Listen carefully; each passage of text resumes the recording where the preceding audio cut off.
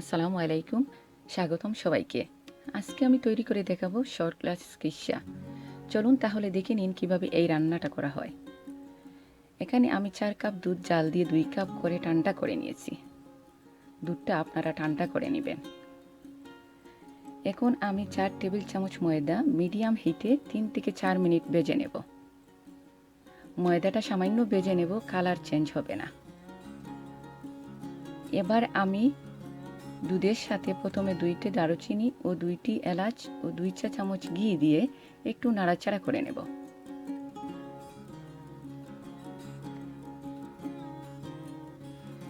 এখন 3 টেবিল চামচ চিনি দিয়ে দেব। তারপর ভেজে নেওয়া ময়দা একটু একটু করে দুধের সাথে মিশিয়ে নেব। আর একটা মিক্সচার দিয়ে নাড়াচাড়া করব যেন দলা বেঁধে না যায়। এবং 4 টেবিল চামচ গুঁড়া দুধ দিয়ে ভালোভাবে মিশিয়ে নেব। এর মধ্যে দিয়ে দেব কয়েকটি কিশমিশ। রান্না করব 5 থেকে 6 মিনিট মিডিয়াম হিটে। যখন এটা ঠিক হয়ে এইরকম হয়ে যাবে তখন 1 চা চামচ ভ্যানিলা এসেন্স দিয়ে দেব। আবার আপনারা চাইলে গোলাপ জলও দিতে পারেন।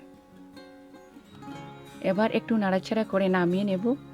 এরপর সাজিয়ে দেখাবো। এটা আমার মায়ের কাছ থেকে শেখা রেসিপি। আমার মাকে আল্লাহ যেন জান্নাতুল ফেরদৌস নসিব করেন, আমিন। আর আমার রেসিপিটা যদি ভালো লেগে থাকে তাহলে লাইক, শেয়ার ও কমেন্ট, সাবস্ক্রাইব করে সাথে থাকুন। সবাই ভালো থাকবেন। আল্লাহ হাফেজ।